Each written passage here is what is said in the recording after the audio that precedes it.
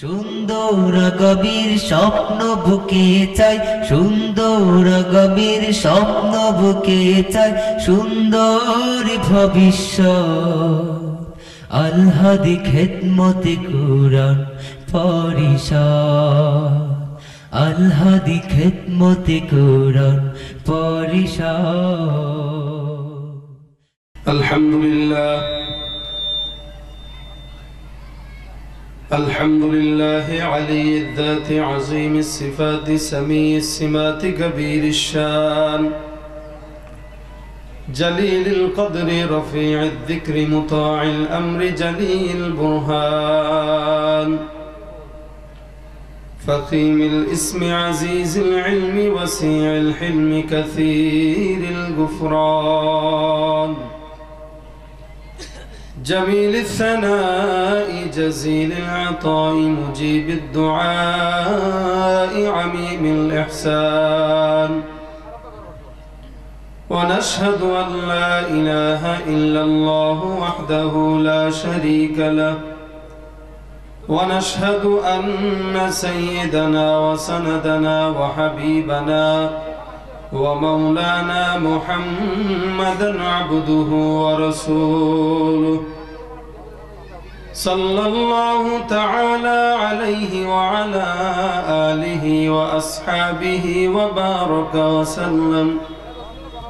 وبارك وسلم تسليما كثيرا كثيرا الذي أرسله الله تعالى بالحق بشيرا ونذيرا وداعيا إلى الله بإذنه وسراجا منيرا أما بعد فأعوذ بالله من الشيطان الرجيم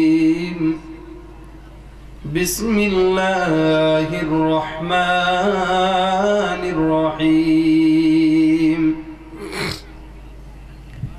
يا أيها الذين آمنوا ادخلوا في السلم كافة ولا تتبعوا خطوات الشيطان إنه لكم عدو مبين وقال النبي صلى الله عليه وسلم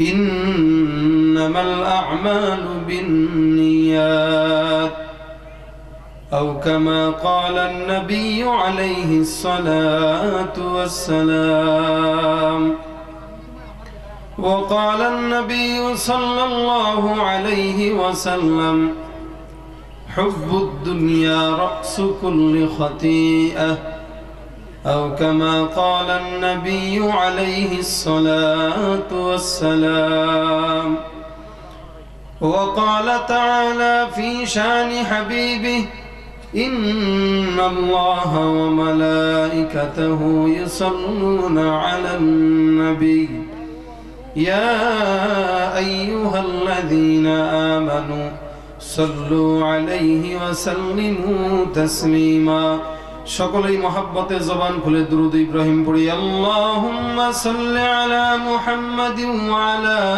আলি মুহাম্মাদ কামা সাল্লাইতা আলা ইব্রাহিম ওয়া আলা আলি ইব্রাহিম ইন্নাকা হামিদুম মাজিদ আল্লাহুম্মা বারিক আলা মুহাম্মাদিন ওয়া আলা আলি মুহাম্মাদ কামা বারাকতা আলা ইব্রাহিম وعلى آل إبراهيم إنك حميد مجيد সকলে একটু জবানটা খুলেন সকলেই জবান খুলেন কেউ জবান বন্ধ করে বসে থাকবেন না মহব্বতে আওয়াজ দিয়ে সকলে একটু জিকির করি লা ইলাহা ইল্লাল্লাহ লা ইলাহা ইল্লাল্লাহ লা ইলাহা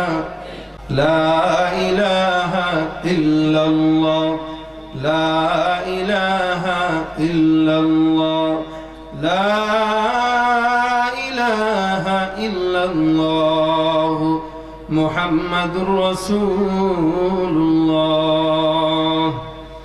সাল্লাল্লাহু আলাইহি ওয়াসাল্লাম سبحانك لا علم لنا إلا ما علمتنا إنك أنت العليم الحكيم رب اشرح لي صدري ويسر لي أمري واحلل عقدة من لساني يفقه قولي أستغفر الله ربي من كل ذنب وأتوب إليه لا حول ولا قوة إلا بالله العلي العظيم हर लहज़ाए मोमीन नो ईशान नो ईआन रुफ्तर में गफ्तार में अल्लाह की बुरहान रुफ्तर में गफ्तार में अल्लाह की बुरहान गफ्फारी व क़हारी व क़ुद्दूस व जबरूत ये चार अनासर हो तु बंदाए मुसलमान चार अनासर हो तू बंदाए मुसलमान अल्हम्दुलिल्लाह আল হাদি খিদমতে কোরআন পরিষদের উদ্যোগে আয়োজিত চতুর্থ বার্ষিক তাফসীরুল কোরআন মাহফিলের আজকের সম্মানিত প্রধান অতিথি হযরতুল আল্লামা মাওলানা খালিদ সাইফুল্লাহ সাহেব মাদ্দাজিল্লাহুল আলী, উপস্থিত আল্লাহ রাব্বুল আলামিনের প্রিয় বান্দা জনাব মুহাম্মদুর রাসূলুল্লাহ সাল্লাল্লাহু আলাইহি ওয়াসাল্লামের উম্মতগণ,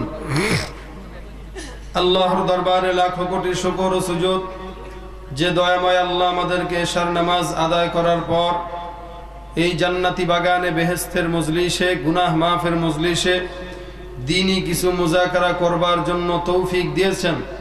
এই কারণে মালিকের দরবারে কালিমাতুশ শুকর আদায় করে জবান খুলে সকলে উচ্চ কণ্ঠে বলি আলহামদুলিল্লাহ।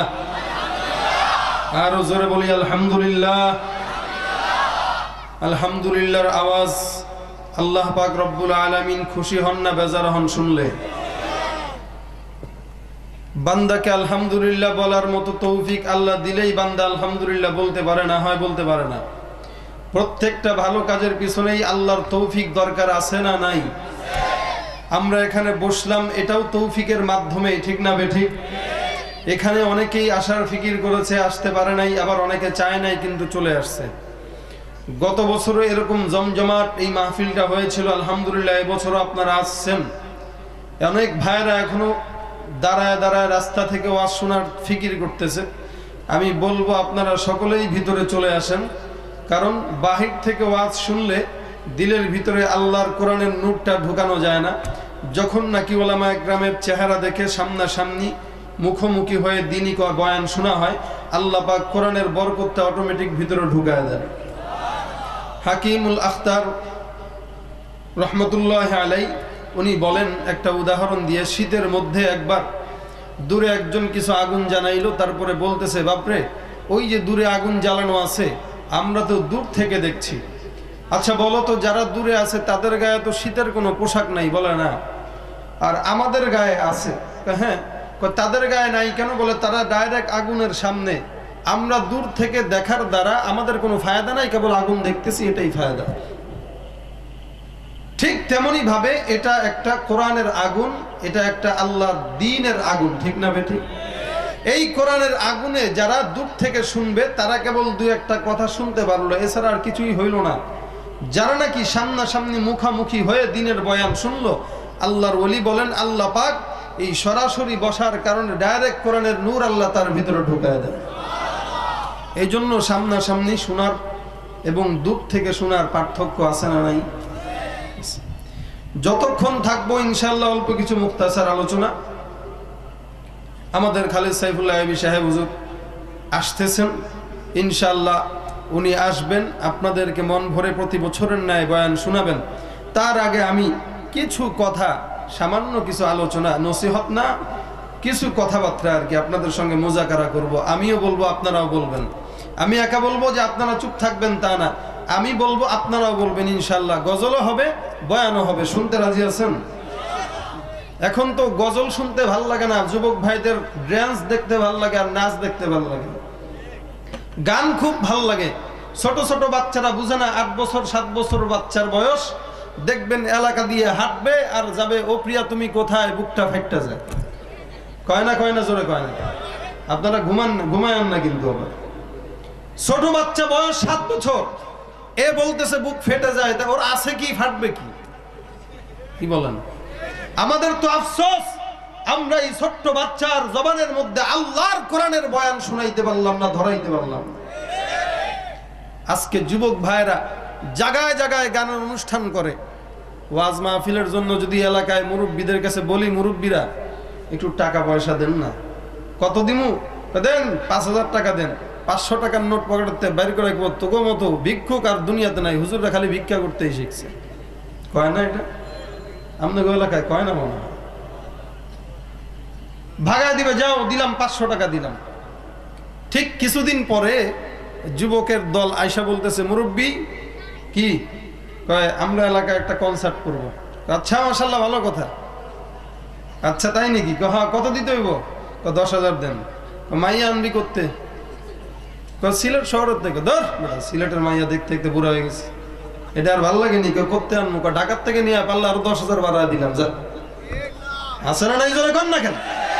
গ্রামগঞ্জের মোড়ে মোড়ে যাত্রা গানের আসর হয়, যাত্রা গানের কারণে আজ দেশে খোদার গজব হয়। ঠিক না বে ঠিক? জোরে কন। গ্রামগঞ্জের মোড়ে মোড়ে যাত্রা গানের আসর হয়, যাত্রা গানের কারণে আজ দেশে খোদার গজব হয়। কবরেতে গেলে বুঝবি যাত্রা গানের কি মজা। দিন ইসলামের পথে তোমরা চলো রে সোজা, দিন ইসলামের পথে তোমরা চলো রে সোজা। ঢোল তবলার গান বাজনার মাথায় লই গুনার বোঝা, ঢোল তবলার গান বাজনার মাথায় লই গুনার বোঝা। দিন ইসলামের পথে তোমরা চলো রে সোজা, দিন ইসলামের পথে তোমরা চলো রে সোজা। ঠিক না বেটি? মুসলমানের মুখে শুনি রাধা এবং কৃষ্ণের গান, তরুণ যুবকেরই মুখে ও প্রিয়া পাশানির গান। আছে না নাই? তবে হুজুর জানেন কেমন? আমরা তো কানের ভিতরে তুলা দিয়া রাস্তায় আড়ি মনে হয়। হ্যাঁ, তুলা দিয়া তো আড়ি না, কান তো সজাগ থাকে, চোখ তো সজাগ থাকে। কি বলেন, থাকে না? থাকে না? মুসলমানের মুখে শুনি রাধা এবং কৃষ্ণের গান, তরুণ যুবকেরই মুখে ও প্রিয়া পাশানির গান। আল্লাহর পথে গান গাইবে না, ওসব গানে কি মজা। দিন ইসলামের পথে তোমরা চলো রে সোজা, দিন ইসলামের পথে তোমরা চলো রে সোজা। ঠিক না বে ঠিক? ও ভাই, আছে না নাই? এই যে সমাজের পরিস্থিতির কারণেই তো কিছুদিন পর পর দেখবেন ভূমিকম্প হয়, বিশাল আকারে ঝাঁকি দেয়। আল্লাহ পাক ভূমিকম্প থেকে বাঁচানোর কারণ আছে কি জানেন? এই যে ছোট্ট ছোট্ট মাদ্রাসার ছাত্ররা ভোর রাতে তাহাজ্জুদের নামাজ পড়ার পর দোয়া করে, ওই দোয়ার বরকতে নাফর বেঈমানেরা বেঁচে যায়। না হয় যেই আকাম বাংলাদেশে হয়, বাঁচার কথা না, এই দেশ টিকারও কথা না।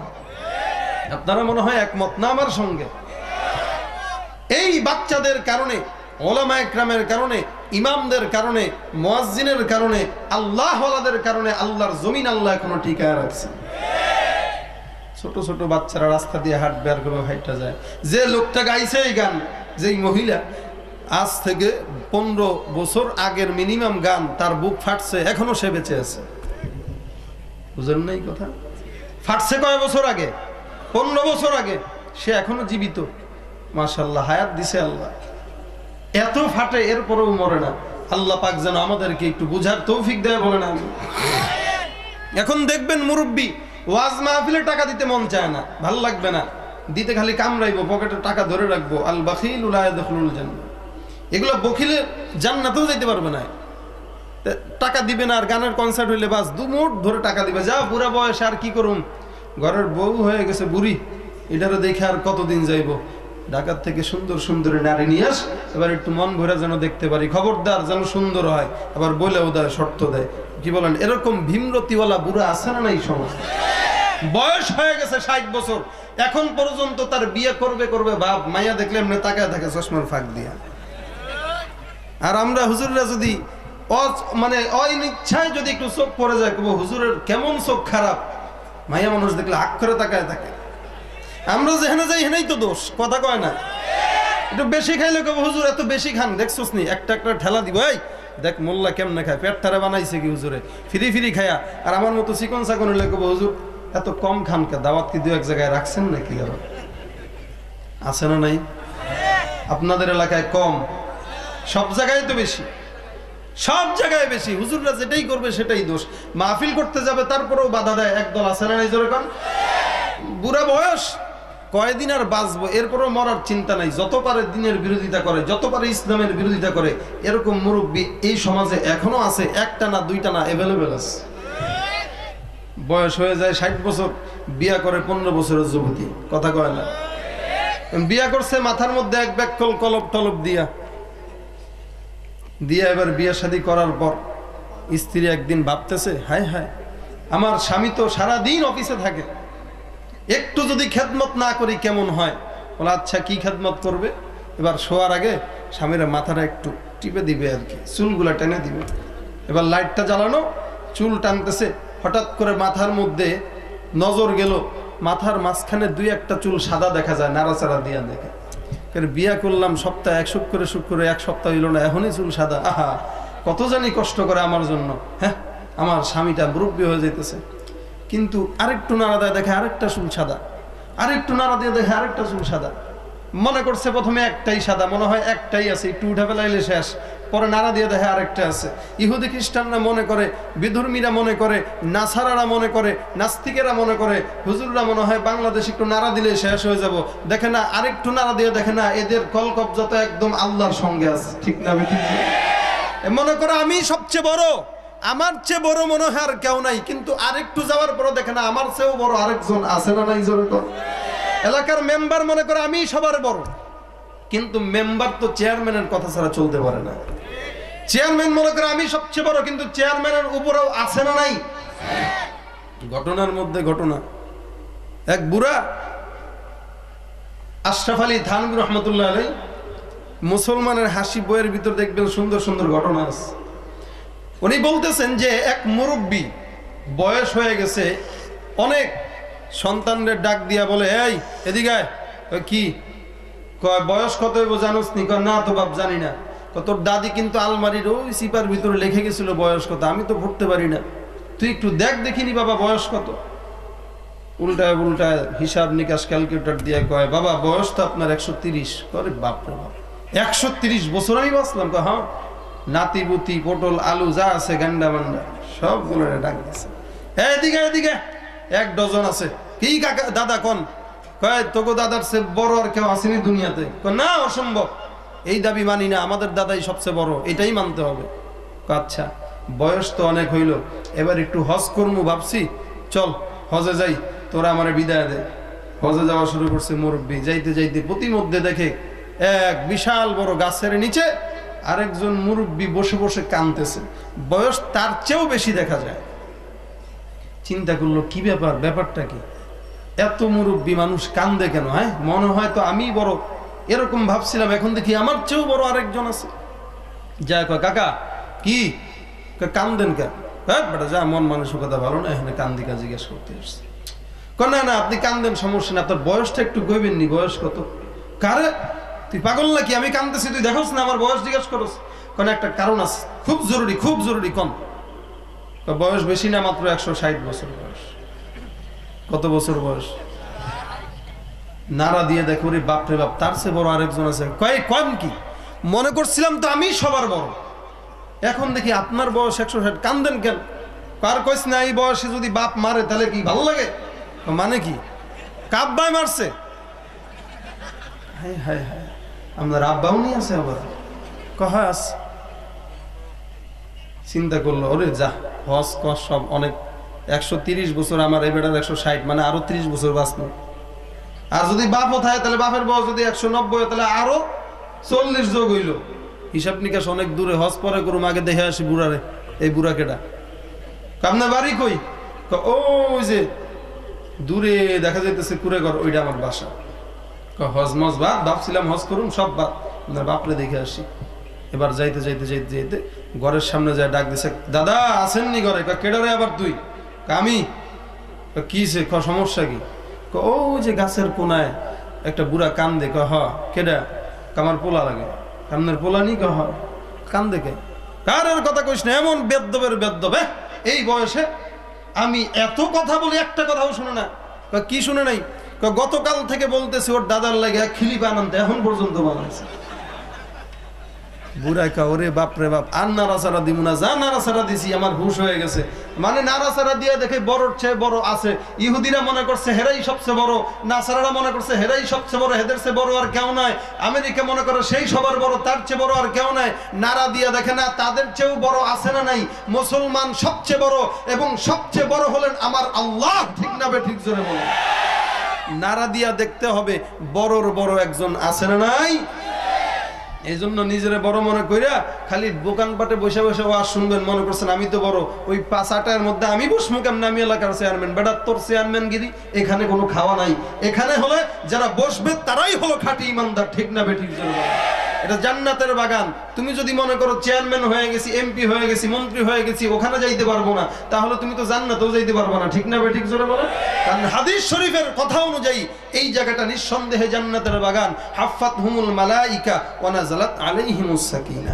আল্লাহর আরশ থেকে সরাসরি আল্লাহ পাক এখানে রহমত নাজিল করেন, বরকত নাজিল করেন।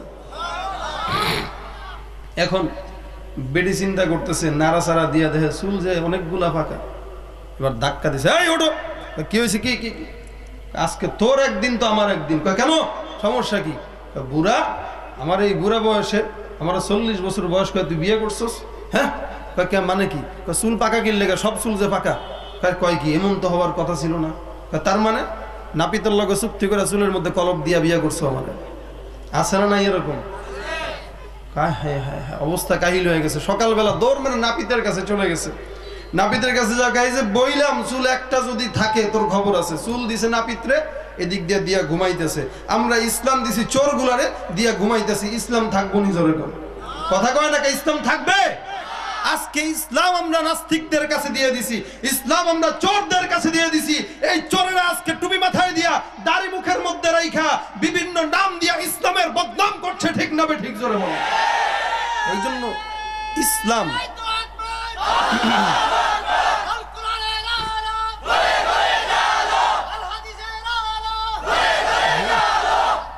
এখন তো চোর চিন্তা করলো পাইছি চুল। চুল নাপিত কি চুল কাটে না রাখে?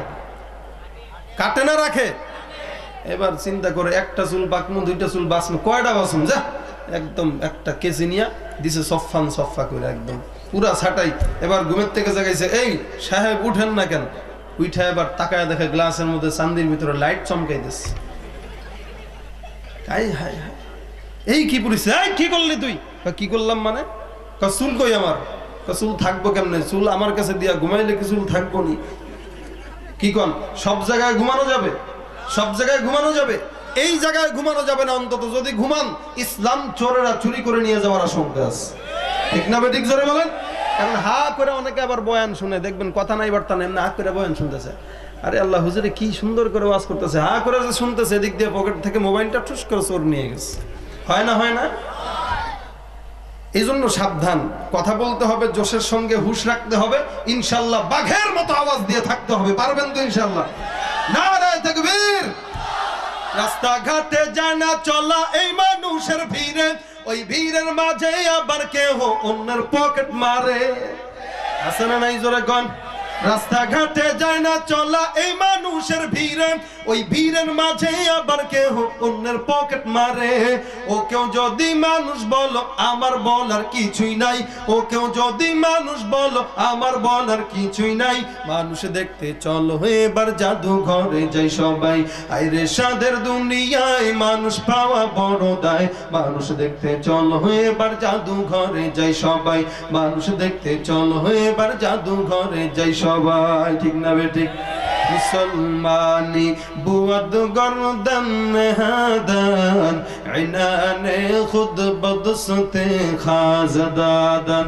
গর্ব সুরত আদমি ইনসাবুদে, আহমদ বু জাহান হামেক সাবুদে। আল্লাহ পাক রব্বুল আলামিন মানুষকে মানুষ হওয়ার জন্য দুনিয়ার জমিনে সবক দিয়া পাঠায় দিয়েছেন। সবকটা কি আগের ডাক দিয়েছেন, হে ইমানদার, হে মুমিনরা। আজকে সমাজের মধ্যে যারা জুতা সেলাই করে তাদেরকে বলা হয় মুসি, যারা ময়লা সাফ করে তাদেরকে বলা হয় মেথর, যারা রিক্সা চালায় তাদেরকে বলা হয় রিক্সাওয়ালা, যারা ভ্যান চালায় তাদেরকে বলা হয় ভ্যানওয়ালা, যারা মাইক পরিদর্শন করে তাদেরকে বলে মাইক ম্যান। এরকম প্রত্যেকটা মানুষের কাজের ভিন্নতার কারণে নামের ভিন্নতা চলে আসে। আল্লাহ রাব্বুল আলামিন ইমানদারদের নাম ধরে ডাকতেছেন, হে মুমিন। আগে মানুষদেরকে বানাইছেন, দুনিয়ার জমিনে মানুষ বানানোর পর ঈমানের ট্যাবলেটটা দিলের মধ্যে ঢোকায় দিলেন। এবার দেওয়ার পর ডাক দেয়া বলতেছেন, ইয়া আইয়ুহাল্লাযীনা আমানু। প্রত্যেকটা পয়গম্বরের উম্মতদেরকে আল্লাহ পাক রব্বুল আলামিন অন্যান্য কিতাবগুলোর মধ্যে ইয়া আইয়ুহাল মিসকিন বলে সম্বোধন করেছেন। হে মিসকিনের দল, হে কুলাঙ্গারের দল, হে ফকিরের দল। কেমন বড় ডাক, কেমন খারাপ ডাক। আর আল্লাহ পাক রব্বুল আলামিন শেষ জামানার পয়গম্বরের উম্মতদেরকে ডাক দিতেছেন, ইয়া আইয়ুহাল্লাযীনা আমানু। হে মুমিন, হে ঈমানদার, হে মুমিন, হে ঈমানদার। আল্লাহ পাক রব্বুল আলামিন ঈমানদার বলে আমাদেরকে সম্বোধন করতেছেন। এটা আমাদের জন্য সৌভাগ্য না দুর্ভাগ্য? কিন্তু সৌভাগ্যটা আমরা রাখতে পারি? আজকে তো ঈমানটা আমাদের জবানের মধ্যে খালি বাড়ি খায়, দিলের মধ্যে ঢুকাইতে পারি নাই, যার কারণে মুখের ভালোবাসা এটা টাকার বিনিময়ে বিক্রি হয়ে যায়। আর দিলের মহব্বত জীবন যাবে তবু টাকার বিনিময়ে বিক্রি হবে না। এই জন্য নবীর উম্মত আল্লাহ রাব্বুল আলামিন মুমিনদেরকে ডাক দিলেন, হে মুমিন, হে ঈমানদার। ডাক দিতেছেন দুনিয়ার মধ্যে আল্লাহ পাক রব্বুল আলামিন একটা সুন্দর পরীক্ষার ক্লাসরুম বানায় দিয়েছেন। আসল পরীক্ষার হল হইল কবর। ওই কবরটা আল্লাহ পাক রব্বুল আলামিন ইমতিহান হিসাবে রাখছেন। আলমে আও ওয়াল বারায়ে ইমতিহান, আলমে সানি জাযাই ওয়া আমাউতু কাসিন কুল্লু নাসিন শারবু কবর বাইতিন কুল্লু নাসিন দাখিলু। আল্লাহ পাক রব্বুল আলামিন প্রত্যেকটা মানুষদেরকে মরণ দিবেন, প্রত্যেকটা জীবজন্তুকে মরণ দিবেন। আল্লাহ পাক রব্বুল আলামিন দুনিয়াটা একটা ক্লাসরুম বানায় দিয়েছেন। মাদ্রাসার মধ্যে যখন ছাত্র যায়, ওস্তাদের পক্ষ থেকে সবক থাকে, খবরদার খবরদার, ছাত্র এখানে আসছো, খবরদার ভালো মতো প্রবেশ করবা, বেয়াদবি করা যাবে না, সবক ঠিক মতো আদায় করতে হবে। খবরদার, এই সবক ঠিক মতো আদায় করতে গেলে কোনো খারাপ মানুষের সঙ্গে মিশা যাবে না, কোনো বাজে ছেলের সঙ্গে মিশা যাবে না, খারাপ ছাত্রদের সঙ্গে বসাও যাবে না। বসতে হবে সামনে, পড়তে হবে রাত দিন 24 ঘন্টা। আল্লাহ পাক রব্বুল আলামিন সবক দিলেন, হে ঈমানদার মুমিন, আমি আল্লাহ তোমাদেরকে সবক দিলাম। কি সবক? কি সবক বলে? দুনিয়ার মধ্যে আমি আল্লাহ ক্লাসরুম বানায় দিলাম। ক্লাসরুমের মধ্যে দুইটা ক্লাসরুম, একটা হইল ইসলামের ক্লাসরুম, আরেকটা হইল শয়তানের ক্লাসরুম। খবরদার খবরদার, ইসলামের ক্লাসরুমের মধ্যে তোমরা পরিপূর্ণ প্রবেশ করো। ইয়া আইয়ুহাল্লাযীনা আমানু উদখুলু ফিস সিলমি কাফা। হে ঈমানদার মুমিন, আমি আল্লাহ তোমাদেরকে মুমিন বলে ডাকলাম। হে ঈমানদার বান্দারা, তোমরা দুনিয়ার জমিনে ইসলামের ঘরের মধ্যে পরিপূর্ণভাবে ঢুকে যাও। খবরদার খবরদার, এক পা ঢুকাইবা আরেক পা বাইর করবা, এটার নাম ইসলাম না, এটার নাম ঢোকা বলে না। কারণ তো তারাই এক পা বাহিরে রাখে, তারাই এক পা বাহিরে রাখে, ভিতরে রাখে। এরা হইল মুনাফিক, মুযাবযাবিনা বাইনা যালিকা, লা ইলাহা উলাই ওয়ালা ইলাহা উলা। যারা নাকি মুনাফিক, তারা একবার এই জায়গায়, আরেকবার ওই জায়গায়, একবার এই ঘরে আরেকবার ওই ঘরে। এই দল যখন ক্ষমতায় আসে বলে আমি এই দলের সেক্রেটারি, ওই দল ক্ষমতায় আসলে বলে এই দলের সভাপতি। আছে না নাই? জোরে কোন। নিজের স্বার্থ যেখানে, সেও সেখানে আছে না নাই? এদের জন্য আজকে সমাজের দুর্নীতি আর দুর্গতি হচ্ছে। শিক্ষার ঝুলি মাথায় নিয়ে এরা বিবেককে বলি দিয়েছে, ঠিক না ঠিক? জোরে বলেন। ওরা হলো দেশের লাগি মহামারীর মতন, ফাইলে কলম ঠেকাইয়া চালায় তারা নির্যাতন। ওরা হলো দেশের লাগি মহামারীর মতন, ফাইলে কলম ঠেকাইয়া চালায় তারা নির্যাতন। ঘুষের টাকায় ওদের ভুরি ঘুষের টাকায় ওদের বুড়ি করে যে টান টান, ওরা শিক্ষিত শয়তান, ওরা শিক্ষিত শয়তান, ওরা শিক্ষিত শয়তান, ওরা শিক্ষিত। কথা কয় না কেন? দুর্নীতির ওই আখড়ায় বসে জাহির করে জ্ঞান, কলম দিয়ে কামাই টাকা আবার ধরে সাধুর ভান। ওরা শিক্ষিত শয়তান, ওরা শিক্ষিত শয়তান, ওরা শিক্ষিত শয়তান, ওরা শিক্ষিত শয়তান। ঠিক না বেঠিক করে গান? আল্লাহ পাক রব্বুল আলামিন এই জন্য মুমিনদেরকে ডাক দিলেন, হে মুমিন, আমি আল্লাহ তোমাদেরকে দুনিয়ার ক্লাসরুমের মধ্যে পাঠাইলাম। এই ক্লাসরুমের মধ্যে ঢুইকা তোমরা ইসলাম নামক ঘরের মধ্যে ঢুকে যাও। পরিপূর্ণ ঢুকবেন না, অর্ধেক ঢুকবেন। এক পা বাহিরে আরেক পা ভিতরে। দেখবেন দুই নৌকায় যখন পাড়া দেয় মৃত্যুর আশঙ্কা থাকে না? থাকে না? জোরে কোন? আল্লাহ পাক রব্বুল আলামিন এই কারণে বান্দাকে বলতেছে, খবরদার, বান্দা যদি ঢুকতে হয় পরিপূর্ণভাবে ইসলামের ঘরের মধ্যে ঢুকে যাও। সিলমুন শব্দের অর্থ হলো শান্তি। এই শান্তির ধর্ম ইসলাম। আল্লাহ পাক বলেন, ইন্নাদ-দীনা ইনদাল্লাহিল ইসলাম। যদি ঢুকতে হয় মুমিন, তাহলে শান্তির ধর্ম ইসলামের মধ্যে পরিপূর্ণ ঢুকে যাও। এক পা ঢুকাইবে আরেক পা বার করবা, এটা কোনো মুমিনের শান নয়, এটা কোনো ঈমানদারদের কাজ নয়। হ্যাঁ নবীর উম্মত, আল্লাহ রাব্বুল আলামিন বলেন, খবরদার, খবরদার, ঢুকতে যাওয়ার পর আমি আল্লাহ তোমাদেরকে সতর্ক করে দিলাম, লা তাত্তাবিউ খুতুওয়াতিশ শাইতান। এই আল্লাহর ইসলামের ঘরের মধ্যে ঢুকতে গেলে দেখবেন পথের মধ্যে কিছু নাস্তিক বেঈমান কাটা হয়ে সাজবে। আল্লাহ পাক বলেন, খবরদার, এই বেঈমানদের পদচারণার পিছনে পড়ো না, এই শয়তানদের পদচারণার পিছনে পড়ো না। মাথার মধ্যে টুপি দিয়া সুন্দর করে সুন্দর ইসলামের কথা বলবে। আল্লাহ পাক বলেন, না না, এরা যতই আল্লাহর কথা বলুক, যতই ইসলামের কথা বলুক, ওয়া মিনান নাসি মান ইয়াকুলু আমান্না বিল্লাহি ওয়া বিল ইয়াউমিল আখির ওয়া মা হুম বিমুমিনিন। এরা যতই মুমিন দাবি করুক নিজেকে, আমি আল্লাহ ঘোষণা করলাম ওরা মুমিন নয়, ওরা কোনোদিন ঈমানদার হতে পারে না। এরা কারা? এরা বেঈমান। দেখবেন মাথার মধ্যে টুপি দিছে, মুখে দাড়ি, সবকিছু আছে ঠিক।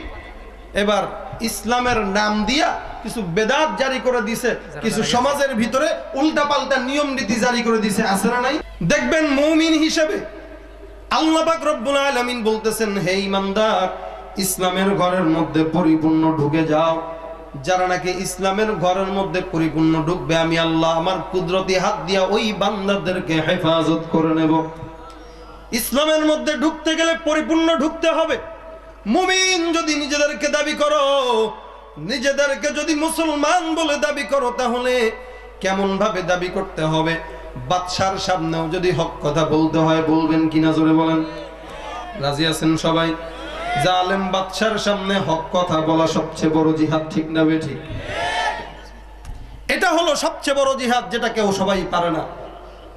সূরাতুল কাহাফ 15 পারায় একটা সূরা আছে। এই সূরার ভিতরে সুন্দর একটা ঘটনা আছে। এদেরকে বলা হয় আসহাবে কাহাফ। দেখবেন যারা বেশি ঘুমায় এদেরকে মাঝে মাঝে বলে, কিরে আসহাবে কাহাফের মতো ঘুম দিছস নাকি? কেন? এই আসহাবে কাহাফের দল, একটা দল ছিল 7 কি 8 জনের একটা দল। এই দল এমন ঘুম দিছে, এক ঘুমে 309 বছর পার হয়ে গেছে। খবর আস্তে কোন, আরো জোরে বলেন সুবহানাল্লাহ। আস্তে কোন কি লেগা? একবার সুবহানাল্লাহ বললে জান্নাতের মধ্যে একটা ফলের গাছ তৈরি হয়ে যায়। এমন গাছ যে জড়ায় ধরতে পারবেন, এত বিশাল বড় গাছ। দ্রুতগামী ঘোড়া যদি 500 বছর দৌড়ায়, মিনিমাম এর গাছের ছায়া অতিক্রম করতে পারে না। জান্নাতে গাছ দরকার আছে না নাই? এই আসহাবে কাহাফের দল, রোম দেশের বাদশা ছিল দাকিয়ানুস। এই বাদশা বহুত বড় জালেম বাদশা ছিল। সবাইকে ধরে ধরে আল্লাহ যারা ঈমান আনতো, ইসলাম গ্রহণ করত, ওদেরকে হত্যা করে ফেলতো। নিয়মই ছিল এটা, বাধ্য করতো তাকে রব বলে স্বীকার করার জন্য। যারা মানতো না ওদেরকে পাথর দিয়ে নিক্ষেপ করে হত্যা করে ফেলতো। এটা ছিল তার স্বভাব। কিছু কিছু মানুষ যাদের দিলের ভিতরে ঈমান ঠিক ছিল, যারা নাকি নিজেদেরকে পরিপূর্ণ মুমিন দাবি করত, ওরা কি করত? ওরা বাদশার সামনে জীবন দিয়ে দিত, এরপরেও বাদশাকে আল্লাহ বলে মানতে পারতো না। আর কিছু আছে যারা এই জামানার মুসলমানের মতো যদি 10,000 টাকা দেয়, দেখবেন ওর হক কথা বলা বন্ধ হয়ে গেছে। মসজিদের খতিব সভাপতি বলেছে, খবরদার দরকার লাগলে 10,000 টাকা বাড়ায় দেবো হুজুর, একটু কথাবার্তা একটু সাবধানে বললেন। ঠিক আছে, সমস্যা নেই, দেন 10,000 টাকা পাইলে আমার সংসার একটু ভালো মতো চলবে। হক কথা বলা দরকার কি, সমাজে ফিতনা ফাসাদের দরকার কি? চুপ থাকলেই তো বলো মানসা কাতা মাসা, হাদিস দিয়া দেয়, যে চুপ থাকে সে নাজাত পায়। কোন আছে না নাই, জোর বলেন না কেন? কি হবে আলেম হয়ে ইমাম সেজে সমাজেতে, পারো যদি সত্য কথা উচ্চ স্বরে না বলিতে। কি হবে আলেম হয়ে ইমাম সেজে সমাজেতে, পারো যদি সত্য কথা উচ্চ স্বরে না বলিতে। চাকরির ভয় করো যদি ছেড়ে দাও ওই না গদি, চাকরির ভয় করো যদি ছেড়ে দাও ওই না গদি। কি হবে ধোঁকা দিয়ে আল্লাহকে, কি হবে ধোঁকা দিয়ে আল্লাহকে। ঠিক না বেঠে? আছে না নাই এরকম? এখন এরকম টাইপের যারা, এরা চিন্তা করলো দরকার কি শুধু শুধু এরকম সমাজের ভিতরে উল্লেখ করার, চুপ থাকি এতেই না যা। কিন্তু একদিন বাদশাহের এই একদল যুবক, এরা এদের ইমানের কথা বাদশার কানে খবর চলে গেল, দাকিয়ানুসের কানে। বাদশা ডাক দিলেন, এদিকে আসো। কি শুনলাম তোমরা নাকি মুমিন হইছো, আল্লাহর প্রতি ইমান আনছো? বলে হ্যাঁ। ইমান ফেরত দিয়া দাও, না হয় কিন্তু তোমাদেরকে হত্যা করা হবে। এরা কয়েকজন যুবক মিলে একদম স্পষ্ট ভাষা জানায় দিল, আল্লাহর জন্য দ্বীনের জন্য জীবন দিতে রাজি, তবু তোমার মতো জালিমের সামনে মাথা নত করতে রাজি না। যদি মারতে হয় মরতে রাজি আছি, ফাঁসির কাস্টে ঝুলতে হয় তাও রাজি আছি, এরপরেও মুমিন কোনদিন মূর্তির সামনে মাথা নত করতে পারে না। আজকের গ্রিক দেবীর মূর্তি আমাদের হাইকোর্টের সামনে দেওয়া, এই মুসলমানের দেশে কোনদিন মূর্তির ছবি হাইকোর্টের সামনে থাকতে পারে না, পারে না, পারে না। ঠিক না বেঠিক করে বলেন? থাকতে যদি হয় আল্লাহর কোরআন থাকতে হবে, থাকতে যদি হয় কোরআনের মূর্তি থাকবে। ঠিক না বেঠিক করে বলেন? কোরআন দিয়া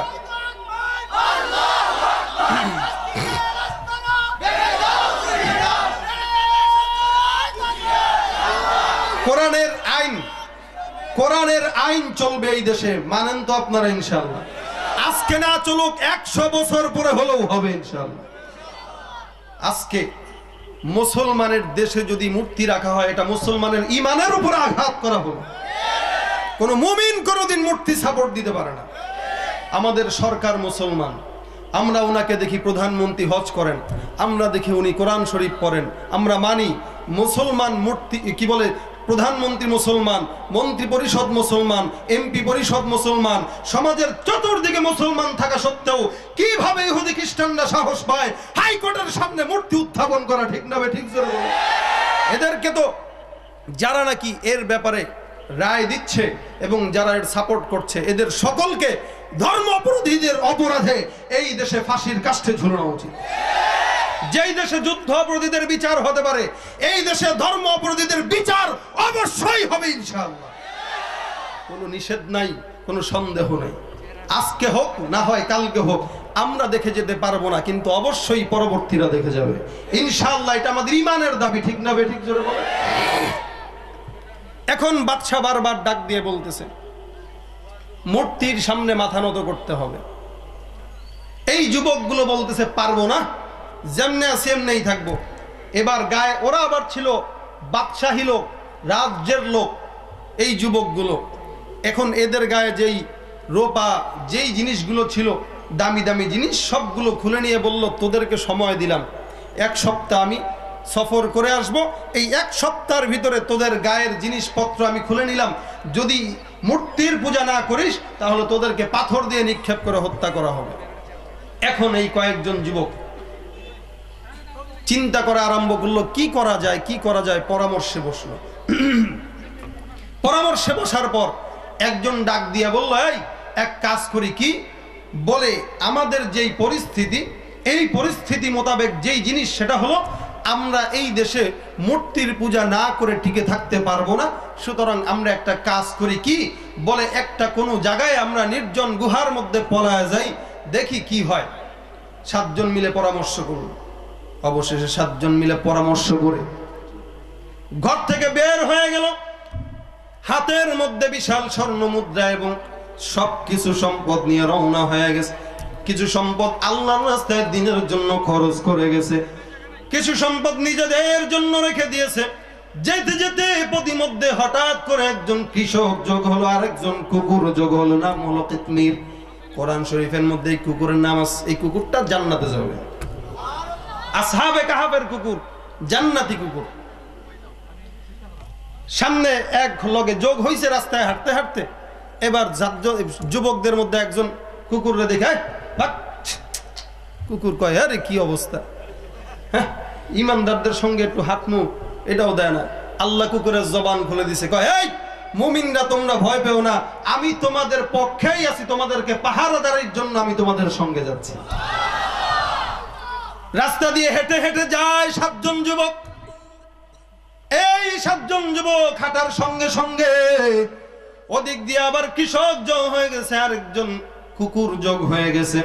কৃষক ডাক দেয়া বলতেছে, তোমরা যেই পথ দিয়ে হাঁটছো এই পথে এই পাহাড়ের মধ্যে একটা গুহা আছে, এই গুহাটার মধ্যে আমরা এখানে পলায়ন করতে পারি, সুন্দর একটা গুহা। এই গুহার মধ্যে 7 জন যুবক হঠাৎ করে ঢুকে গেল। কুকুরটা মুখের সামনে এরকম দাঁড়ায় আছে সুন্দর করে, কেউ যেন কিছু না করতে পারে। কুকুরটা একদম অ্যাকশনের সঙ্গে দাঁড়ায় আছে। 7 জন যুবক ভিতরের মধ্যে ঢুকছে। ঢুকার পরে এবার চিন্তা করলো বাহিরের কি পরিস্থিতি। প্রত্যেক দিন রাত্রিবেলা একজন তামলিখা নামের একজনকে সব সম্পদগুলো একসঙ্গে তার কাছে জমা দিয়ে এবার ডাক দিয়া বলতেছে, তামলিখা ভাই যাও যাও যাও, রাত্রিবেলা তোমার বেশটা পরিবর্তন করে নাও, তোমার বালাখানা সবকিছু পরিবর্তন করো, জামা সুরাত সব পরিবর্তন করো, মাথার মধ্যে একটা গামছা বাঁধো, একটা সিরা লুঙ্গি পরো, চুলগুলো এলোমেলো করে নাও, শহরের মধ্যে ঢুকে যাও। এই শহরের তারসুস শহরের মধ্যে কোনো দাটিয়ানুসের সরকারের লোকরা আছে নাকি, আমাদের পিছনে লোক লাগায় দিছে নাকি, এই সব কিছু সংরক্ষণ এবং এগুলা বোঝাপড়ার দায়িত্ব তামলিখা তোমার হাতেই দিয়ে দিলাম। প্রত্যেক দিন রাত্রিবেলা তামলিখা রাত্রিবেলা বের হয়, শহরের পরিস্থিতি বুঝে খাবার নিয়ে আবার ঢুকে যায়। সারাদিন খাবার খাওয়ায় আর ইবাদত করে, নামাজ কালামে দিন কাটায় দেয়, আর কেবল আল্লাহর জিকিরে দিন কাটায় দেয়, আর দোয়া করে, আল্লাহ এই গুহা থেকে আমাদেরকে তুমি নিস্তার দিয়ে দাও, এই জালেম বাদশা দাকিয়ানুস থেকে আমাদেরকে নিস্তার দিয়ে দাও। একদিন যায়, 2 দিন যায়, হঠাৎ করে একদিন 7 জন লোক হঠাৎ করে যখন ঘুমায়, এই যে ঘুম সেই যে ঘুম, কিসের ঘুম, এমন ঘুম দিল ঘুমাইতে ঘুমাইতে 1 বছর 2 বছর 3 বছর এই যে ঘুমাইতে আছে ঘুম আর শেষ হয় না। 1 বছর 2 বছর 3 বছর 4 বছর করে করে 100 বছর পার হয়ে গেল, 200 বছর পার হয়ে গেল, 300 বছর পার হয়ে গেল, আরো 9 বছর গেল, মোট হলো 309 বছর। এই 309 বছরের মধ্যে কত উত্থান পতন হয়ে গেছে। এর মধ্যে হঠাৎ করে ঘুম ভাঙবে।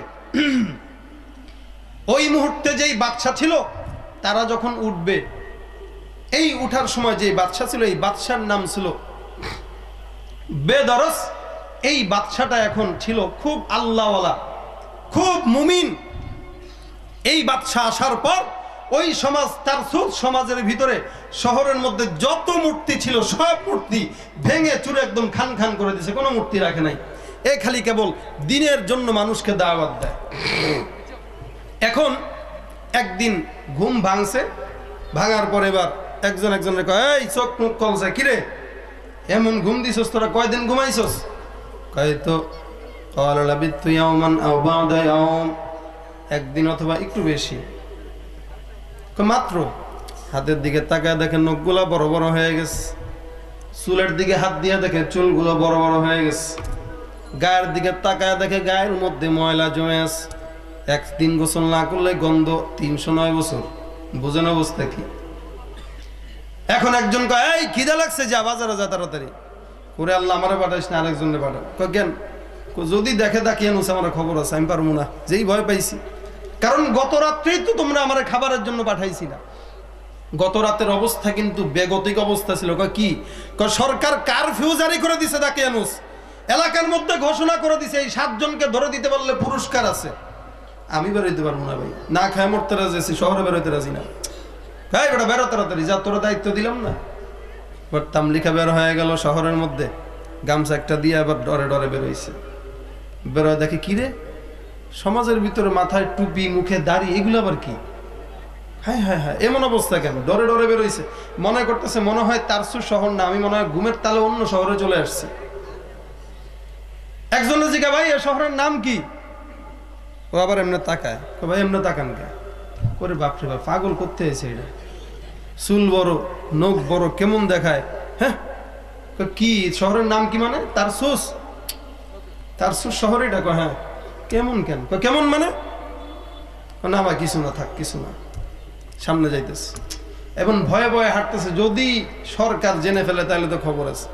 এক দোকানের মধ্যে গেছে, দোকানে জায়গা, ভাই খুব খিদা লাগছে, রুটি দেন তো।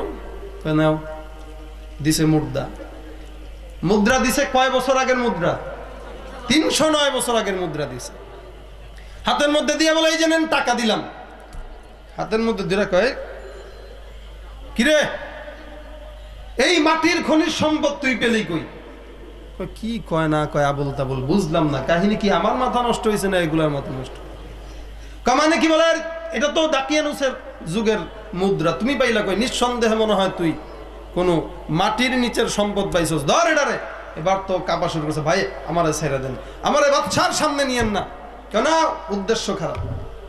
এটা কি দাকিয়ানুসের যুগ না? বলে না। কে বলছে? আরে সব চতুর্দিকে ঘেরাও করে ফেলছে। তামলিকা মনে করছে আমার বাপ আছে, ভাই আছে, মা আছে, সবাই মনে হয় বিপদের মধ্যে পড়লে আমার এখান থেকে উদ্ধার করে নিবে।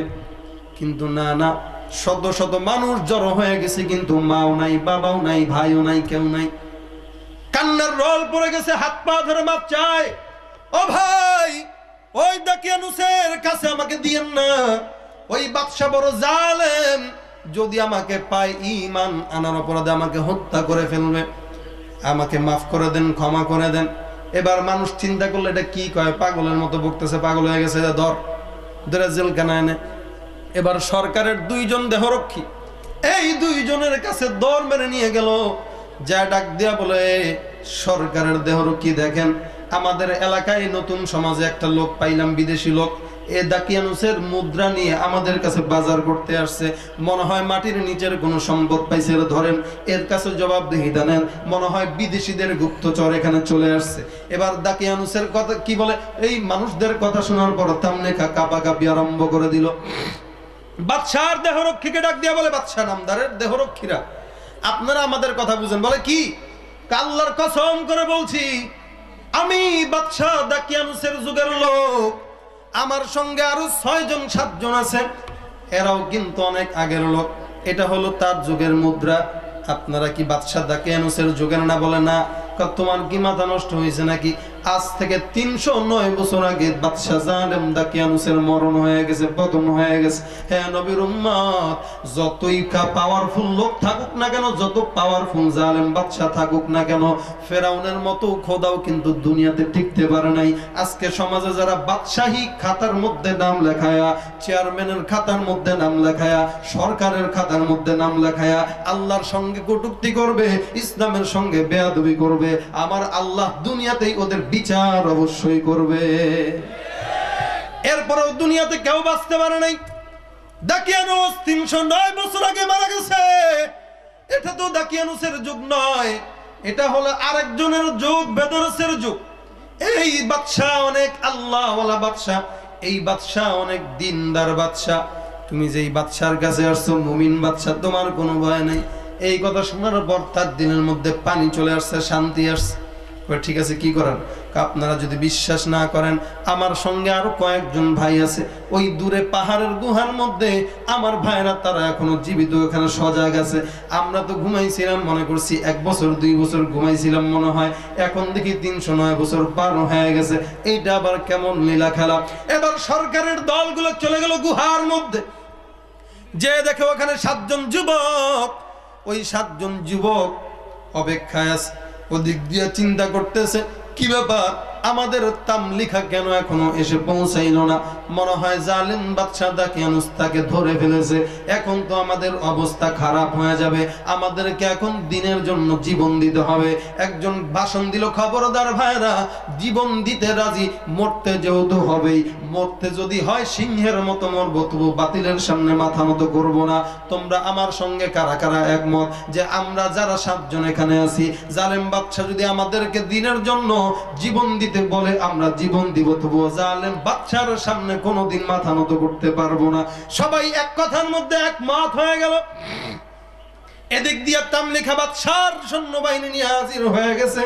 আগে ভিতরে ঢুকলো, ঢুকে ডাক দিয়া বলতেছে, ও যুবক ভাইয়েরা, আমাদের অবস্থা কিন্তু বেগতিক এখন অবস্থা। কয় কি হয়েছে? কয়দিন ঘুমাইছস? কয় যে 1 দিন 2 দিন। তার মানে ছিড়ছে 309 বছর ঘুমাইছি, খবর আসেনি। কয় কি 309 বছর ঘুমাইলাম, কোনো খবর নাই, কোনো খবর নাই। বলে না না, আমার মাওলায় আমাদেরকে ঘুম পাড়ায় রাখছে, আল্লাহ আমাদেরকে ঘুম পাড়াইছেন, আবার জীবিত করছেন। কয়েক দিন বাদশার পক্ষ থেকে লোক আসছে দেখার জন্য, রেডি হয়ে যাও। সকল বাদশার পক্ষ থেকে লোকগুলো এবার ভিতরে যখন প্রবেশ করলো, ভিতরে ঢুইকা দেখে স্বর্ণ কি বলে পিতলের একটা বিশাল বড় বাক্স আছে। বাক্সটা খুললেন, খোলার পর বাক্সের মধ্যে 2টা ফলক আছে। ওই ফলকগুলোর মধ্যে এই আসহাবে কাহাফের 7 জন যুবকের নাম, 8 জন যুবক, একটা কুকুরের নাম লেখা আছে। এখানেও লেখা আছে আবার যে এই 7 জন 8 জন যুবক দাকিয়ানুসের জামানায় আল্লাহর জন্য, দিনের জন্য ঈমান এনেছে, এই কারণে এই গুহার মধ্যে তারা প্রবেশ করেছে। এদের নাম কি, বাবার নাম কি, সবকিছু ওই ফলকের মধ্যে লেখা, কারণ যেন ইসলামের পরবর্তী মানুষগুলো এদেরকে চিনতে পারে। এটা কেন হয়েছে? বলে ওই জামানায়, এদিক দিয়ে আবার ওই জামানার যেই বাদশাহ, ওই বাদশাটা হঠাৎ করে মানুষদের মধ্যে একটা মতভেদ তৈরি হলো। কি? কেউ কেউ বলতেছে মরার পর আর কোনো জীবন নাই, কেউ কেউ বলছে মরলে রুহের উত্থান আছে, পতন আছে, কিন্তু মানুষের দেহের কোনো পুনরুত্থান হবে না। অথচ আল্লাহ পাক রব্বুল আলামিন বলেন, মিনহা খালাকনাকুম ওয়া ফিহা নুঈদুকুম ওয়া মিনহা নুখরিজুকুম তারাতান উখরা। বাদশা এবার পেরেশানির মধ্যে পড়ে গেল। আমার এলাকার মানুষগুলো এমন বিরোধের মধ্যে আছে, হে আল্লাহ তুমি একটা সমাধান দিয়ে দাও। এখন যখন সমাধান দিবে, কিছু একটু আগের কথা বলি। সমাধান দেওয়ার জন্য আল্লাহর দরবারে বাদশা দোয়া করলো। এদিক দিয়া ওই এলাকার একজনকে আল্লাহ পাক ইলহাম দান করলেন, হে লোক, তুমি ওই এলাকার মধ্যে একটা গুহা আছে, ওই গুহার উপরে একটা ঘর আছে, ওই ঘরটা ভেঙে ফেলো। ওই ঘরটা ভেঙে ওইখানে ছাগলদের জন্য একটা ঘর করো, গরুর জন্য একটা ঘর করো, রাখালের জন্য একটা ঘর করো। এবার যখন ওই লোকটা আদেশ দিল, কিছু লোককে আদেশ দেওয়ার পর ওই গুহার উপর থেকে বিল্ডিংটা ভাঙছে। ওদিক দিয়ে আসহাবে কাহাফের তখন ঘুম ভেঙে গেছিল। এখন যে বলতেছে, হে বাদশা, আপনাকে দেখতে হবে 7 জন যুবক 309 বছর ঘুমাইছে, আমরা মনে হয় আমাদের প্রশ্নের জবাব পেয়ে গেছি। বলে কোন প্রশ্ন? কই যে মানুষ বলে মরার পর আর কোনো জীবন নাই, এরা তো 300 বছর 309 বছর তো মারাই গেছিল প্রায়। আল্লাহ যেহেতু আবার জীবন দিতে পারে দুনিয়াতে, তাহলে মরার পরেও আল্লাহ জীবন দিতে পারে না? পারে না? জোরে বলেন। যারা বলে মরার পর কোনো জীবন দান নাই, এরা আল্লাহর বান্দা, মুমিন নয়, এরা হলো আল্লাহর নাফরমান বান্দা। ঠিক না বেঠে? যেমন নাকি বাবা দেওয়ানবাগি বলে, কে কথা কয় না, বাবানি মরছেনি, আপনারা জানেননি? ফেসবুকে তো দেখলাম মরছে, ভাবছিলাম আলহামদুলিল্লাহ ঘুমু 100 বার, কিন্তু আবার দেখি না, মরেও নাই। আজকে সমাজে এরকম কিছু মানুষ আছে, মাথা মোটা বলদ, যারা এদের পিছনে এখনো মুরিদ হয়। আছে না নাই? জোরে বলেন। এই ভণ্ড দেওয়ানবাগি, রাজারবাগি, কুতুববাগি, যত বাগ আছে আল্লাহ দিলে এই দুনিয়াতে, এই সমস্ত মানুষগুলো ইহুদি খ্রিস্টানদের চক্রান্ত করে দালাল হয়ে মাথার মধ্যে টুপি দিয়ে নবীর সুন্নতি দাড়ি পুঁজি করে ইসলামের সবচেয়ে বড় দুর্নাম করতেছে, সবচেয়ে বড় ক্ষতি করতেছে, যেসব ক্ষতি ইহুদি খ্রিস্টানরাও করে নাই। আজকে দেখবেন চোররা চুরি করার পর চোর চোর বলে চিল্লাম দেয়, কেন? এদেরকে যেন কেউ চোর না বলতে পারে। ঠিক তেমনি ভাবে ইহুদি খ্রিস্টানরা আজকে এই যে যাদেরকে নামাইছে ময়দানের ভিতরে, এরা কোনো মুসলমানই না, এরা ইহুদি খ্রিস্টান। এদেরকে নবীর সুন্নাত টুপি দিয়ে দিল, পাগড়ি দিয়ে দিল, মুখে দাড়ি দিয়ে দিল। এখন এখন দিয়া ভিতরে ঢুকে মুমিনদেরকে বিভ্রান্ত করার জন্য লাগাই দিছে, ঠিক না বে ঠিক জোরে বলে। বলে মরার পর নাকি কোনো জীবন নাই, এই বাবা দেওয়ানবাগী বলে।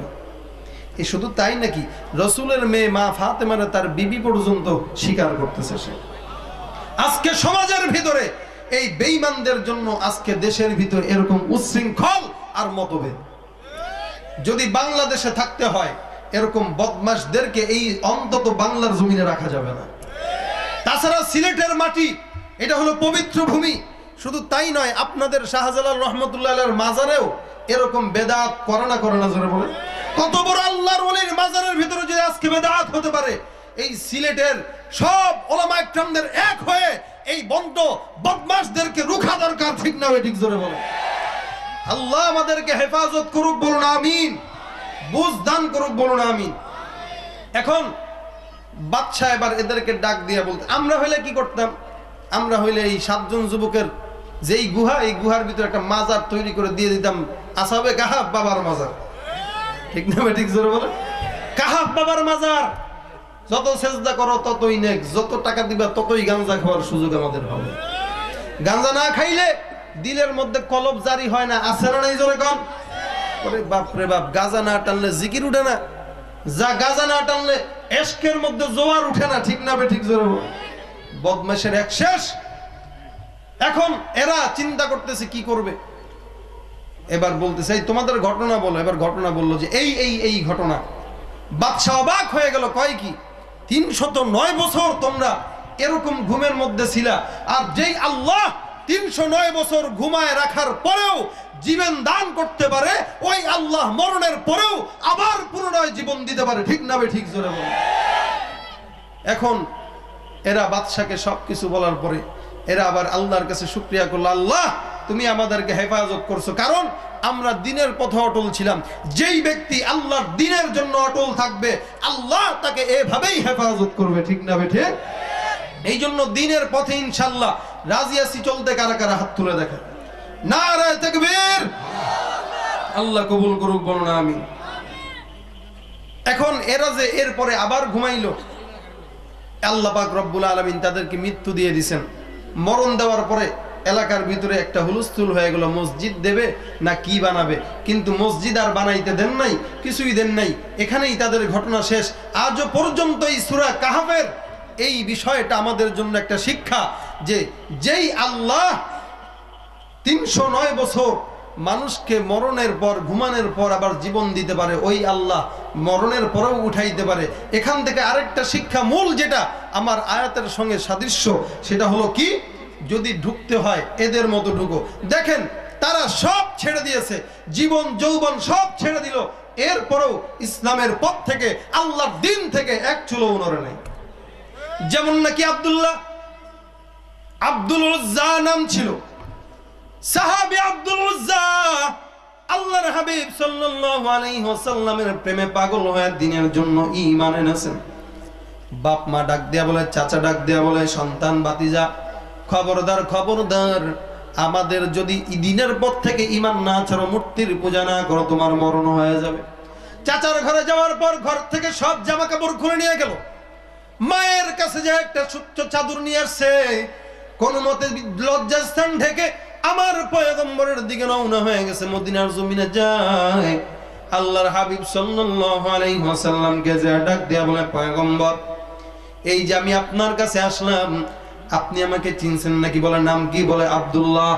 আপনি পয়গম্বর, আপনি নিজেই আমার নামটা রেখে দিয়েছেন। আল্লাহর হাবিব ডাক দিয়া বলে, হ্যাঁ আব্দুল্লাহ চিনছি। হ্যাঁ পয়গম্বর, আমার বাপ মা আমাকে ঘর থেকে বের করে দিয়েছেন, কাপড় চোপড় সব রেখে দিয়েছেন।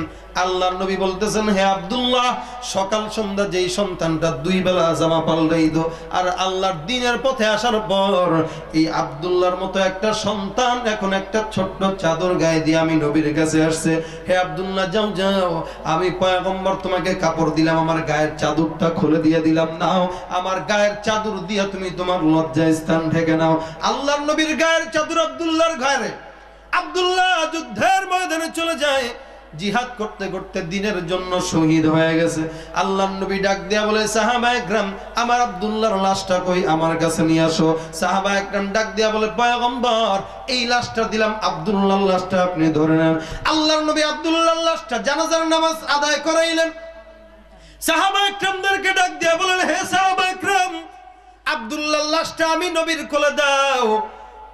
কবরের মধ্যে আল্লাহর নবী সাহাবায়ে কেরামদেরকে নামতে দেখার পর ডাক দিয়া বলে, হে সাহাবায়ে কেরাম তোমরা কেউ কবরের মধ্যে নেমো না, আমি পয়গম্বর আমার আব্দুল্লাহর লাশটা আমি নবী আমার নিজের হাতে নামাইবো। কারণ যে আব্দুল্লাহ আল্লাহর দ্বীন ইসলামের ছায়াতলে আসার পর আমি পয়গম্বরকে নবী বলে স্বীকার করলো, আল্লাহর দ্বীনটা পরিপূর্ণভাবে পালন করলো, যে আব্দুল্লাহ এত ত্যাগ স্বীকার করছে, আমি পয়গম্বর ওই আব্দুল্লাহর লাশটা নিজেই কবরের মধ্যে রাখবো। আল্লাহর নবী সুন্দর করে কবরের মধ্যে নেমে লাশটা হাতের মধ্যে নিয়ে দোয়া করে, আল্লাহ যে আব্দুল্লাহ তোমার দ্বীনের জন্য জীবন দিয়েছে, যে আব্দুল্লাহ ইসলামের মায়ায় পড়ে দুনিয়াবি মায়া সব ত্যাগ করে ইসলামের ঘরের মধ্যে প্রবেশ করেছে, হে দয়াল মালিক এই আব্দুল্লাহর জন্য আমি পয়গম্বর সুপারিশ করলাম, আমার আব্দুল্লাহকে তুমি আল্লাহ ক্ষমা করে জান্নাতের ফয়সালা করে দাও। হর কে দারত খৌফ হক দরদিল মুদাম জন্নতুল মাওয়াদ হদ উরা মকাম জুজবা হকচি জে মুতিয়ে ইনসুজা ফদল উআ মস্তদর জুমলা জাহা।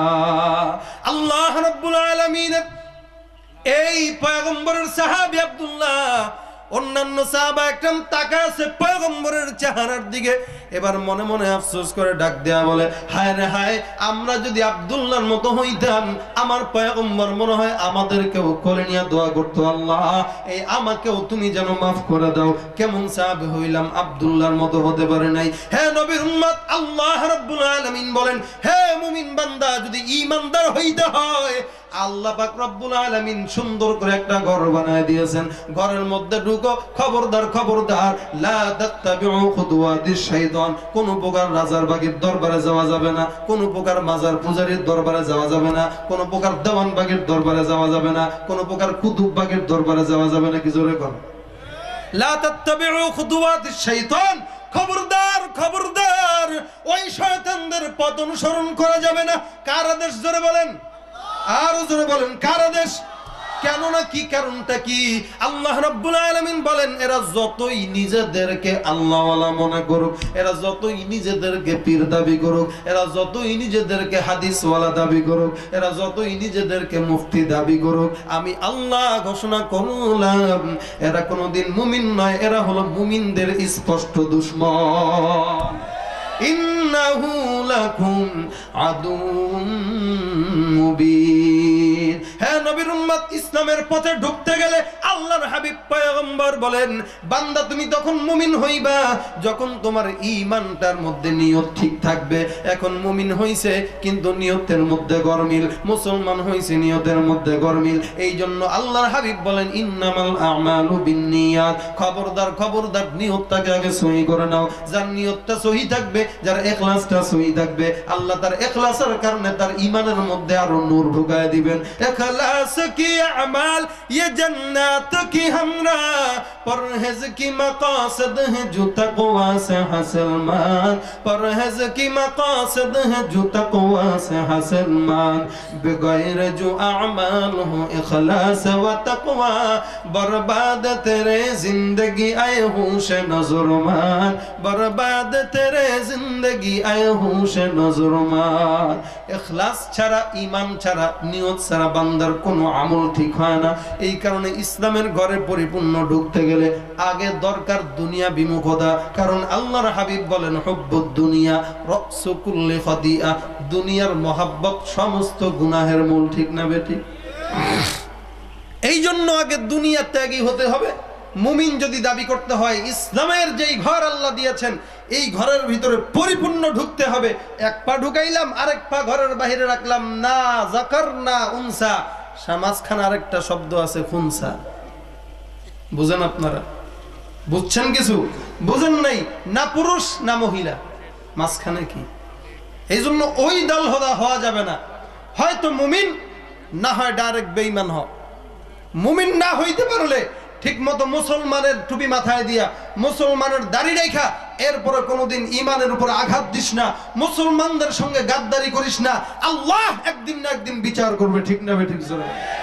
এই জন্য ভাইরা, যতই মুমিন দাবি করেন, কিন্তু মূর্তি সামনে দিয়ে রাখলেন, যেই মূর্তির জন্য আমার পয়গম্বর জিহাদ ঘোষণা করেছেন, যেই মূর্তি কাবার থেকে আমার পয়গম্বর ভেঙে চুরে বের করে দিয়েছেন, ওই মূর্তি আজকে দেশের মধ্যে দেখা যায়, প্রত্যেকটা জায়গায় সমাজের ভিতরে মূর্তি দেখা যাচ্ছে।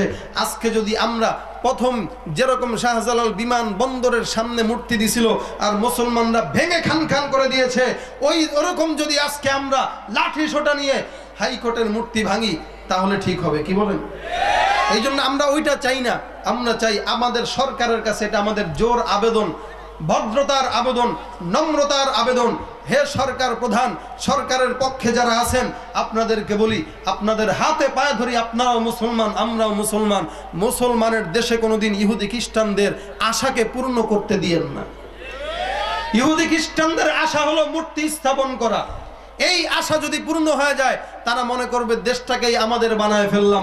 মুমিনের দেশ, এক সাগর রক্তের বিনিময়ে স্বাধীনতার দেশকে কোনোদিন 1 ইঞ্চি মাটিও ইহুদি খ্রিস্টানদের দালালদের হাতে দেওয়া যাবে না, ঠিক না ঠিক? জোরে বলুন। নাস্তিকতা নিপাত যাক, দিন ইসলাম জিন্দাবাদ। নাস্তিকতা নিপাত যাক, দিন ইসলাম জিন্দাবাদ। কোটি প্রাণী এক আজ, খোদাদ্রোহী ছাড় পাবে না, এই বাংলায় ঠাই হবে না, মুসলমানরা জেগেছে আজ। জাগতে পারবেন ইনশাআল্লাহ? জাগতে পারবেন ইনশাআল্লাহ? জোর কদমে সামনে চলো, বজ্রকণ্ঠে আওয়াজ তোলো, সবাই মিলে একই তালে দাও না স্লোগান, নারায়ে তাকবীর, নারায়ে তাকবীর। দিন ইসলাম, দিন ইসলাম জিন্দাবাদ, জিন্দাবাদ। ইসলামের জন্য দেশের হয়েছে জন্ম, ইসলামের বিরুদ্ধে গেলে দেশ হবে ভিন্ন, ঠিক না ঠিক? জোরে বলেন। মূর্তি স্থাপন করা ইসলামের পক্ষে না বিপক্ষে? আরো জোরে বলেন, পক্ষে না বিপক্ষে? ইসলামের এই জন্য দেশের হয়েছে জন্ম, ইসলামের বিরুদ্ধে গেলে দেশ হবে ভিন্ন। ইসলামের বিরুদ্ধে যারা নিয়েছ অবস্থান, এই বাংলায় ঠাই হবে না, যাও হিন্দুস্তান। জোর কদমে সামনে চলো, বজ্রকণ্ঠে আওয়াজ তোলো, সবাই মিলে একই তালে দাও না স্লোগান, নারায়ে তাকবীর, নারায়ে তাকবীর। দিন ইসলাম, দিন ইসলাম জিন্দাবাদ, জিন্দাবাদ। আল কোরআনের আলো ঘরে ঘরে জালো। আল্লাহ আমাদের ইমানে কুওয়াত বাড়ায় দেখ, জোরে বলুন আমিন। ইনশাআল্লাহ ভাই, দ্বীনের পথে জীবন দিতে প্রস্তুত আছি তো ইনশাআল্লাহ? আল্লাহ পাক কবুল করুক। এই যেই কথা বললাম আজকে আলোচনার সারমর্ম, সেটা দ্বীনের পথে ইসলাম নামক যেই ঘর আছে, এই ঘরের ভিতরে আল্লাহ যেন আমাদের সকলকে হাজার বাধা আসার পরেও যেন সুন্দর করে পরিপূর্ণ ঢোকার তৌফিক দান করে। সকলে বলি আমিন। দোয়া করবেন। গত বছর এই মাহফিল হয়েছে, এই বছরও আল্লাহ পাক কবুল করেছেন। বিশেষ করে এই মাহফিলে যারা আজকে শ্রম দিয়ে, মেধা দিয়ে সহযোগিতা করেছেন, আমাদের এই এলাকার বদরুল ভাই, বিশেষ করে উনার বড় ভাই, আরো অনেকেই আছে, যুবক ভাইরা যারা আজকে আছেন, এই যুবক ভাইরা বিশাল মেহনত করেছেন। আপনারা দোয়া করবেন যুবক ভাইরা যেন প্রতি বছর এই মাহফিলটাকে সুন্দর করে সাফল্যমণ্ডিত করতে পারে, তাদেরকে যেন আল্লাহ সাহস দেন, আল্লাহ যেন আরো সহযোগিতা করার তৌফিক দেন। আমাদের খালেদ সাইফুল্লাহ বিষয় হুজুর চলে আসছেন, আলহামদুলিল্লাহ বলি সবাই। এখানের যারা যুবক ভাইরা আছেন, এই যুবক ভাইরাই মাহফিল কমিটিতে, আল হাদি খিদমতে কোরআনের কমিটিতে আছে। এই যুবকদেরকে একটু আপনারা দেখবেন সবাই। আমি সবাইকে একটু স্টেজে আসার জন্য অনুরোধ করছি, সকলে একটু স্টেজে আসি। যুবক যারা আছেন আল হাদি খিদমতে কোরআন পরিষদের সমস্ত যুবকরা একটু স্টেজে আসেন। গানের কনসার্ট করবো না, করতেও দেবো না ইনশাআল্লাহ। এলাকায় যারা করবে এদেরকে এলাকা থেকে বিতাড়িত করবো দরকার হইলে। এই এলাকায় কোনো গানের অনুষ্ঠান, নাচের অনুষ্ঠান করা যাবে না, করতে গেলে ওয়াজ মাহফিল করতে হবে ইনশাআল্লাহ। আল্লাহ এদেরকে কবুল করুক। সুন্দর যেই যুবক ভাইরা আছেন এখানে, আলহামদুলিল্লাহ সময় সংক্ষেপ, হুজুর যেহেতু চলে আসছেন এই জন্য আর আলোচনা বাড়ালাম না। প্রত্যেকটা যুবককে আল্লাহ কবুল করুক। আপনারা এদের জন্য দোয়া করবেন, ইনশাআল্লাহ সহযোগিতা করবেন, সহযোগিতার হাত বাড়ায় দিবেন। সহযোগিতা না করতে পারলে বিরোধিতা করবেন না ইনশাআল্লাহ। আল্লাহ আমাদের সকলকে কবুল করুক। সকলে বলি আমিন। ওয়া আখিরু দাওয়ানা আলহামদুলিল্লাহি রাব্বিল আলামিন। আসসালামু আলাইকুম ওয়া রাহমাতুল্লাহি ওয়া বারাকাতুহু।